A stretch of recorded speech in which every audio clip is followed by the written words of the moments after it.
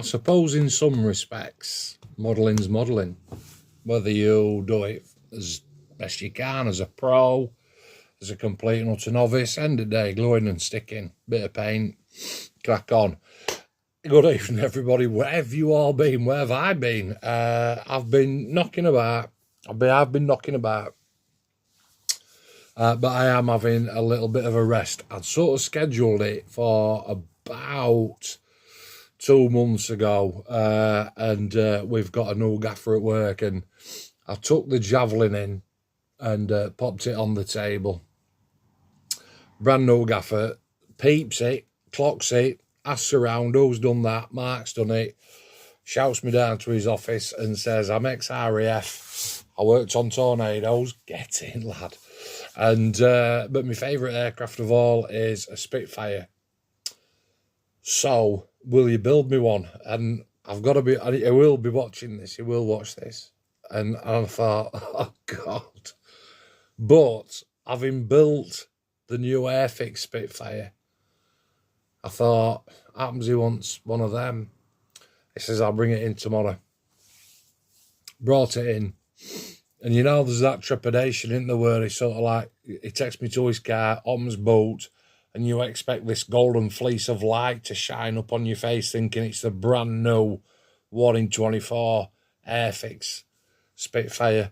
Oh, MKVb. I says, oh, right, okay. I says, you know, that's been voted the worst Airfix kit ever. No, I didn't know. Obviously, he doesn't know because he's a model builder. I said, yeah, it's an absolute goddamn nightmare. I can remember when I built it back in the day when I was younger and I got hair. I wrestled with it then. I think I've sort of like only just been into modelling a little bit. And the subject matter for me didn't really matter as much at that time. But again, you've seen my videos in past and you've got to have a Spitfire in your arsenal, in your hangar. And when I built it first time round, I put it in flight. I don't think, I've trawled through my Facebook and I've trawled through my photo gallery and I can't see any pictures of it. So I might have to just take a couple of shots just to sort of like show you.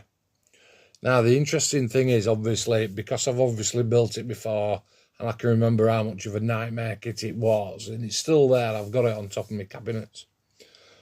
So obviously I brought the box home, and yeah, I'll do it. We agreed a fee. I'm not cheap. I did actually get up about a week ago from here because I'm planted here. And I went and had a look at it, and the amount of progression that I've made throughout the hobby from then, I think it must have been 5 or 6 years since that I did that, up to today's standards that I do with the likes of Tammy had extra thin and I didn't have the glow splodges all over, with your MRP paints and your weathering techniques, etc, etc. And today's article is a lot better than that one. So I'm just on back end of 2 days off work as well, yesterday and today, Thursday, Friday. A little bit of a medical problem, not going to go into it, but it has forced me not to go in, which isn't like me. I'm usually there every day, all day. So enough about that. Let's have a think. So the original MKVb versus the new tool Airfix 1 in 24. And if you're watching it and you think, I want a Spitfire for my arsenal, and I've seen those MKVbs on eBay for 35, 40 quid, and I've seen the new Airfix Spitfire, and they're like 80, 90, 100 quid. Oh, bollocks to that. I'm not buying that. Listen, let me tell you.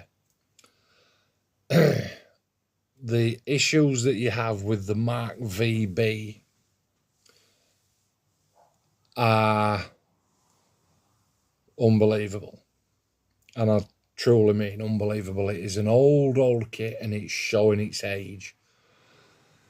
Especially for the guys, if you've been modelling for a while, I think I'm into about my 8th or 9th year.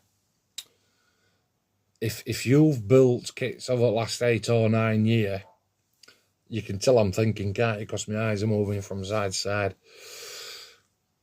If you've built kits over the last 8 or 9 years, you know the level of detail has raised, the level of fit has raised, the instructions have raised, the bar, it's all, everything is just continually going up and up and up. And I suppose when you think back in the day, this particular kit I think it had a Reeboks, a retool, maybe 20 years since. So you'll cast your mind back 19, 20 years when this first kit came out and you thought, oh, you know, that's lush. And then you look at it 19, 20 years later compared to what Tamiya are bringing out, Zokimura, and even this brand new gorgeous Airfix Spitfire. They are absolutely leagues apart. So I knew that it was going to be a challenge. I can distinctively remember on that one that I did previously that the wing to fuselage fit was so bad that I had to use a bench vise to clip the wing to the fuselage. I do distinctively remember that. Whereas I didn't have to do that this time. However, I knew there were going to be problems with this kit. You don't get to the first problem really until you open the box. And that's where your problems start. It's a kit of its time, it's seen its age, its modelers have moved on, we've moved on. If you are brand new into the hobby and you think, I want a big Spitfire, I would absolutely implore you to stay away from this kit. The MKVb. If you've only been modelling for a short period of time and you think, I want a big Spitfire, and you see this one on eBay, Amazon, whatever, and you think, bullseye, got you, 35 quid, I'll have that all day long. It's literally bad enough to put you off the hobby for life. It is that bad. However, boss has got the kit, puts it in my hands and says, go on, Mark, do us a favour, mate. Like, yeah, fine, fair enough. So not only is it a commission, it's a commission for my new boss. Like, right, got to make sure this is chuffing right then, haven't you? Not that I try any harder or any less, depending on the client. They're all the same. Okay, so let's start. Number one, the plastic itself is that sort of soft, light grey plastic that is inundated with flash, especially around your small parts. You do get a pilot figure in the kit. His two halves, that's his back of his head, his back, his ass and his legs. And then the front half, obviously his face and his apparatus here in front of his legs. That's just a matter of putting that together, sanding seam off, painting in black, priming in black and cracking on with that. Unusually for kits, you don't need to chop his legs off to get him to fit in. That was a bit of a Billy bonus. Happy days. And it does fit in quite nicely. Cockpit detail, I'm constantly trying not to say compared to, but it's hard. Cockpit detail compared to the new kit would score a 2 out of 10, just. Obviously, the new kit is a 9.9 out of 10. It's gorgeous.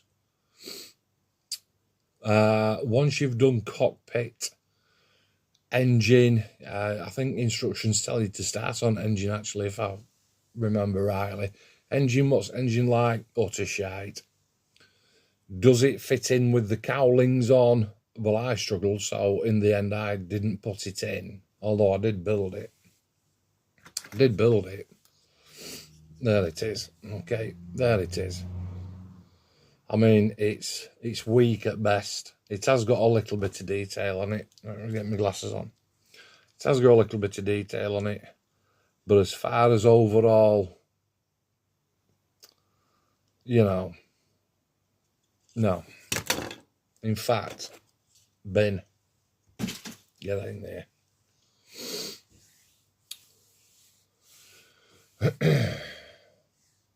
Fuselage size together. Cannons in wings if you want. I didn't, because putting those two wing halves, your top and bottom, that's hard enough. Without any kind of obstruction in there. There seems to be loads of things on your instructions that say that you can cut this panel out and you can add a new panel and one thing and another. Didn't do none of that. Guy just literally wanted a Spitfire. So that's what I did. Okay. And for me, the build process of a kit, even though it's important, trying to make everything fit properly, it's the paint and the weathering that really sets it off. Okay. So I knew that as long as I built it something like, and it is right, as long as the paint job was absolutely then I'd be okay. Raised detail, panel lines, one or two, but it's the seams. It's the seams that you've got to get rid of those seams. So across the top, underneath at the front, fill, sand, literally. That's all you're doing for like 3 days. Not solid, obviously, but 3 days, 3 nights it took me. Fill it. So you fill it on the morning before you go to work. Let it set. Go to work, do a shift, come back, sand it. Look at it. Fill it again, go in house. And you can't do much more. You've literally just got to keep downgrading your sticks down to a finer grit until you're sort of satisfied with what you've got. And after 3 days, nailed it. Okay. Wing to fuselage fit is not great.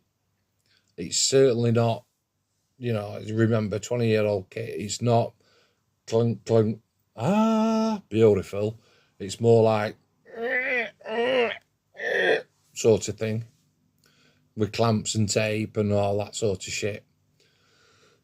But for some reason, this particular kit did actually go together a lot better than the original one, which was sort of like, oh, that's nice, that's surprising.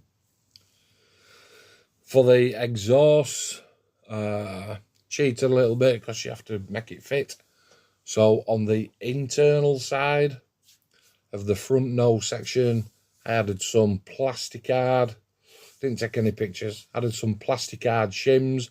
Maybe, I don't know, 10 mil tall, and the length of the exhaust, super glued them in, and then reinforced that with another couple, so that when I come to put the exhaust on from the outside, I cut the nibs off the locating holes, because basically it's a flat surface and you just sit them in. And they sit in there, so that's no problem. The propeller were nice. That were nice. Cannons, the two main cannons on the front, they're not shaped. The cockpit glass at the front, the windscreen, is the wrong shape. The flap system on the main wings ain't great. The aerial at the top is massively out of scale. The nav lights on the ends of the wings are solid plastic. I'm looking up there because that's where it is. And again, when you start to compare, an old kit at 35, 40 quid, and I have seen that particular kit going for a lot more than that as well, like into hundreds, because people chuck a little bit of photo etch in it and they think they can charge a fortune. You can charge what you want, but it'll still be sat in your loft forever because you're charging too much.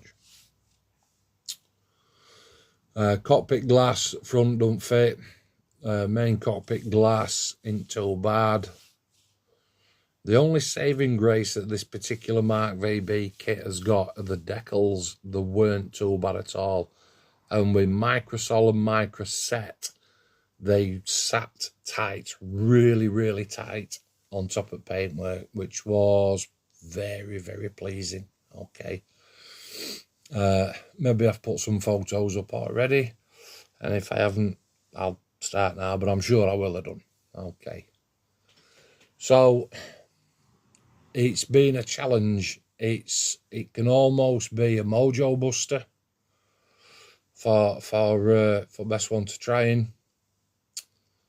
I spent a lot of time with the wheels, with the main undercarriage, because you've got to put the undercarriage in at a quite relatively early stage in the kit build process, and it sort of like shows you them drooping down. But what Airfix tried to do back in the day was make it so that you could lift them up. However, the anchor points inside the wing structure where you clip the landing leg does not work. So again, spent another 3 days on literally plastic engineering, trying to clipping it in, pulling it down, and it'd pop out. How do you stop it popping out? Or you'd try and push it back up. If it were in the down position, you'd push it back up and it'd slide out of its brace, and then it'd pop out. And basically, you're sort of like looking and using the resources that you've got and trying to fathom out how that you can make this landing leg sit out straight, but then for the best wanting painting, fold them away so that you can put some blue paper towel in there or some whatever it is that you use to protect inside your wheel well hubs underneath the wing, so that when you come to put your bottom primer coat on and then your top colour, that what you've done there, you've masked that off and it's not going to interfere. Okay, so that means that you've got to paint your landing legs separately first. Don't forget to paint inside your wings, top and bottom, because once you've got that bird looking at it like this, you can see inside, etc, etc. So you've got to do a bit of painting in there as well. Okay. It got painted, it got primed, I think in, what did I prime it in? I think I just primed it in Mr. Surfacer Black, or I might have even used MRP Black. Pre-painted all the internal panels with different greys, different greens, added some browns just to get a little lift, because again, I've said it before, MRP paint, ever so thin, shows a lot of the work through that you've already done.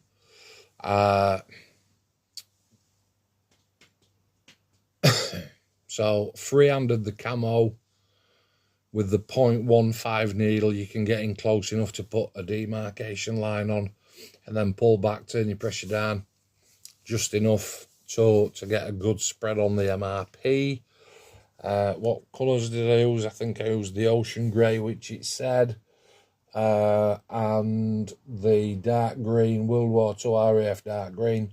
But then on top of that, then that's like your base colour. It's not like you're painting the wall in your room or your kitchen ceiling. Those two base colours that go down, they are literally the blank canvas, if you will. So you've got your black on, you've got your different colour, different tones inside all your panels, then you've got your top coat on, and then once you've done that, again, because of the viscosity of the MRP, and I did use a little bit of SMS as well, on certain areas on the green, I can shoot that again with some olive drab World War II. I can shoot it with some NATO green, some light green, some spruce green, some dark green, some RLM greens, and it's same with the greys. And that is what makes it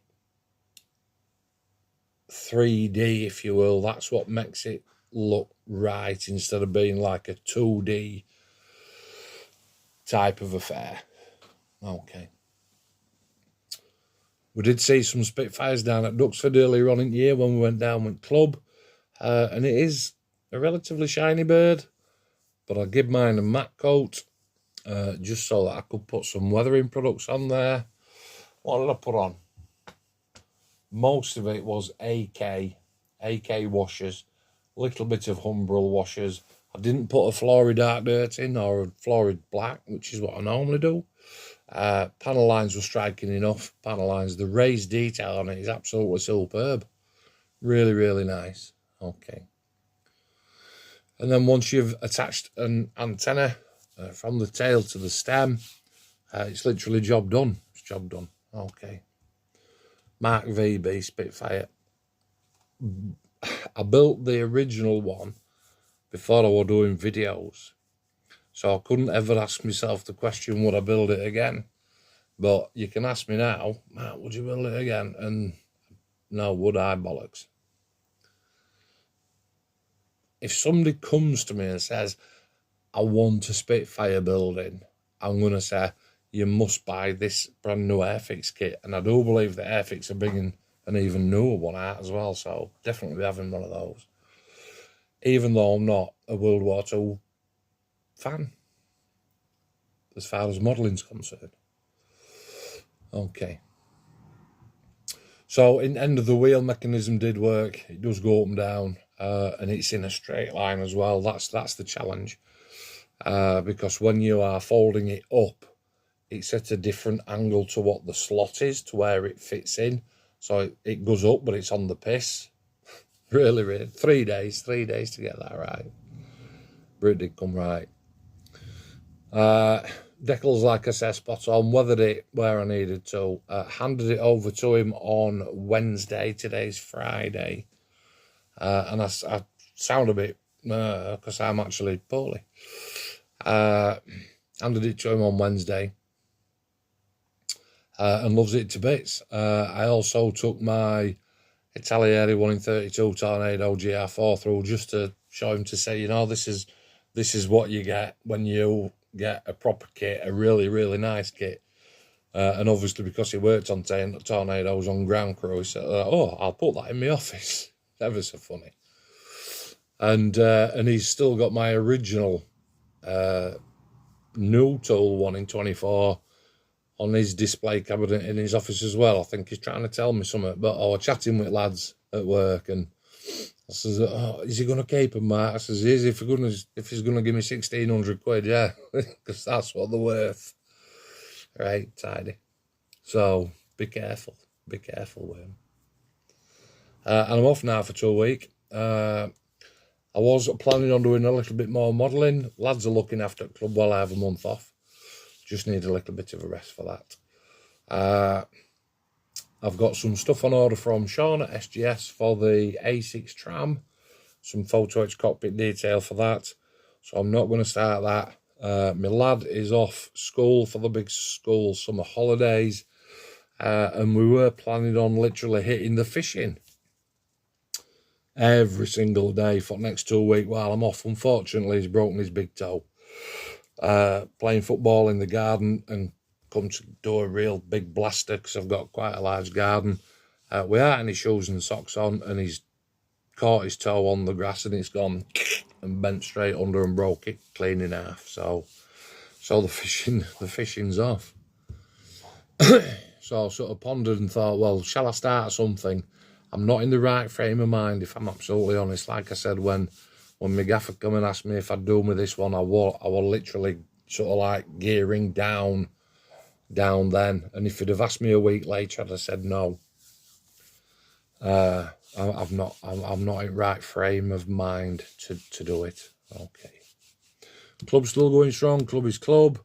Lads and lasses are down there tomorrow. I'm giving tomorrow a miss. I think I'm the only one with 100% attendance of it last like 3-4 year. So I'm having one off. Okay. So what am I going to build next then? I don't really know. I still fancy that book, that missile system. I really, really do fancy that. But again, them track links that I've been looking at, James knows and Paul knows. I'm like, nah. And I don't want to start the tram. I could do a big Phantom, but I know James is building one of them, and I think, yeah, I'm not going to do that. So as of now, right now, I'm not doing no. I'm gonna have a bit of a rest. Okay, get my head back into some kind of shape. All right. So that's where I've been, Spitfiring after the javelin and after the boat, etc., etc. Just burnt myself out a little bit. Need a little bit of a rest. Okay, so but I will be back in full throttle before you know it. Okay, so keep liking, keep subscribing, keep sharing, and keeping it real. Okay, and I'll leave you with some pictures of the final bird that I handed over on Wednesday. But for now, take care, stay safe, and I will see you next time. Cheers.